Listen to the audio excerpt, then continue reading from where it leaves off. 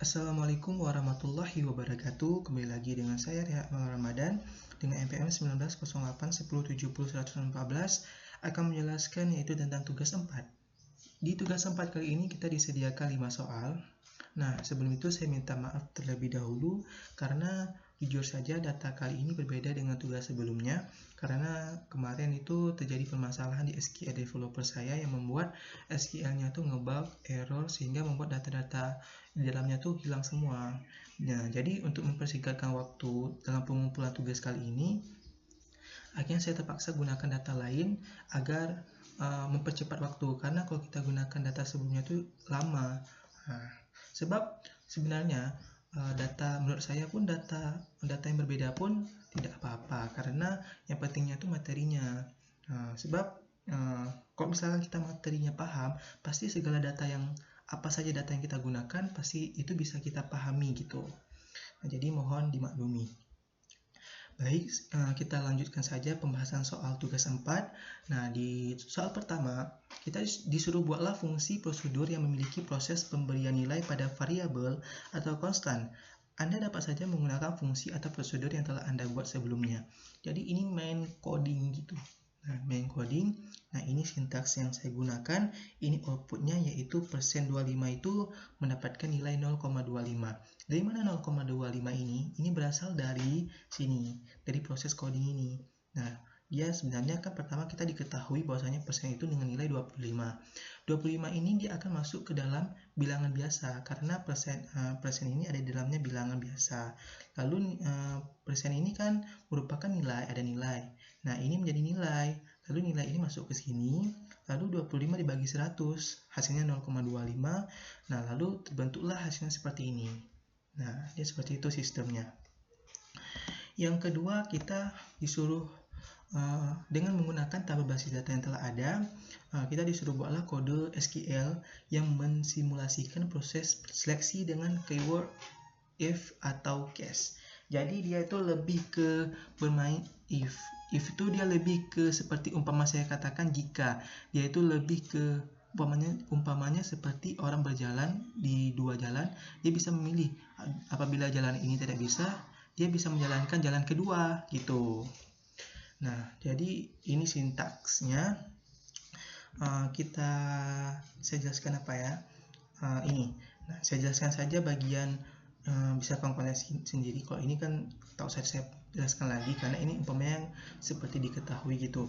Nah, jadi yang perlu dipahami di bagian ini di if-nya. Nah, jadi sistemnya ini kan sistemnya tuh if jika apabila nilainya tuh di atas sama dengan 80.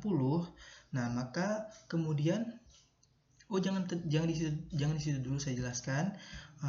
Kita akan berikan contoh dulu seperti ini. Saya akan berikan contoh yaitu pada NIM 190805 yang mana pada NIM ini dia akan mendapatkan nilai 50. Nah, lalu kita hubungkan ke sini. Nah, jika nilainya 50. 50 ini akan masuk ke sini yang mana lebih besar sama dengan 80. Apakah 50 lebih besar sama dengan 80? Tentu tidak. Makanya dia nggak akan masuk ke jalan ini. Dia akan masuk ke jalan else. Lalu di else ini dia akan muncul lebih berusaha lagi. Nah, makanya hasilnya seperti ini. Nah, si Nabil ini berasal dari NIM ini. Nabil ini dia lebih berusaha lagi karena nilainya itu di bawah 80.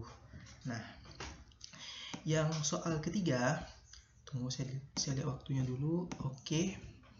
Yang ketiga, kita disuruh menggunakan tabel basis data yang telah ada, lalu buatlah kode SQL yang mensimulasikan proses perulangan atau loop, bisa menggunakan for loop atau while loop.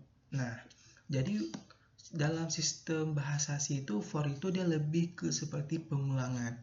Nah, makanya output ini terjadi pengulangan kayak ini 1, 2, 3, 4, 5 pada angka.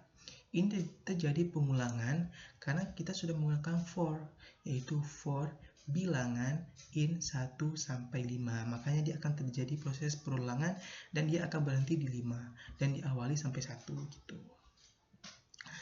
Next untuk soal nomor 4, kita disuruh masih menggunakan tabel basis data yang telah ada. lalu disuruh buatlah kode SQL yang mensimulasikan proses perulangan loop yang tadi memiliki statement exit. Nah, kali ini kita main juga loop, tapi kita akan gunakan statement exit. Dia akan main exit juga. Exit itu kan dia berhenti, jadi dia langsung berhenti di loop itu. Nah, tanpa panjang lebar saya jelaskan langsung. Sebagai contoh ini, kita lihat saja dulu ke sini. Saya berikan contoh bahwasanya yang memiliki NIM 190803 itu memiliki nilainya 8. Kok saya lihat di sini di outputnya itu dia Nailul. Nailul memiliki NIM ini, yang mana dia memiliki nilai 8. Lalu kita menuju ke sini. Kita akan menuju ke proses ini, yang mana ke proses loop. Nah, proses loop ini, di loop ini kita diketahui bahwasanya nilai yang sudah ditentukan tadi disama dengan nilai dikali 4. Nah, berarti nilai tadi masukkan ke sini. Nilai dikali 4. Nah, kan nilai tadi 8. 8 kali 4 daerah penting di atas 10. Nah, lalu kita buat dia if apabila nilainya di atas 10, dia akan berhenti. Nah, lalu kan kita udah kalikan tadi kan 8 kali 4. Nah, hasilnya tuh sekitar 2, 3, kalau nggak salah saya 32 ya. 32. Kan itu di atas 10, maka dia berhenti. Nah, lalu apabila berhenti, maka dia akan muncul seperti ini. Nama terbaik, yaitu nama. Maksudnya nama terbaik yaitu memiliki nilai ini gitu. Nilai terbaik itu nama maksudnya.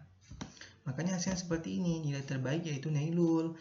Ya, Nailul ini karena memiliki nilai 8, yang mana 8 ini di atas, kalau dikalikan sama 4 dia di atas 10, maka munculnya seperti ini. Lalu misalkan dia di bawah, di bawah 10, mungkin dia akan nggak akan berhenti, dia akan melanjutkan ke and if itu dia mungkin kalau kita lanjutkan dia mungkin nggak akan jalan atau nilainya buruk gitu. Next, untuk soal yang terakhir, kita disuruh buatlah contoh trigger dengan menggunakan tabel basis data yang telah ada. Nah, jadi sebelum itu saya jelaskan trigger itu.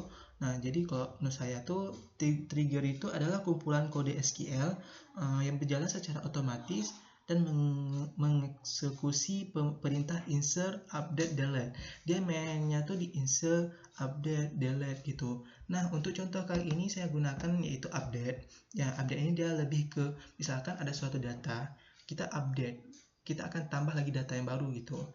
Nah, sebagai contoh seperti ini, saya gunakan yaitu tabel mata kuliah, yaitu ada ini nama-namanya. Saya akan tambahkan data, yaitu ada ini data-datanya, yang mana data ini milik si Nadia, yang mana memiliki NIP-nya itu 1908-nya ini. Berarti ini data si punya Nadia. Lalu kita update. Nah, lalu dia apabila muncul seperti ini, trigger mata kuliah update compile, berarti di tabel mata kuliah tersebut sudah terdapat data si Nadia ini. Oke, sekian dari presentasi saya. Lebih dan kurang saya minta maaf. Jadi saya minta maaf, mohon sekali lagi saya minta maaf karena mungkin datanya berbeda, karena jujur saja saya pun memiliki permasalahan kemarin di SQL developernya. Jadi sekian, lebih dan kurang saya minta maaf. Wassalamualaikum warahmatullahi wabarakatuh.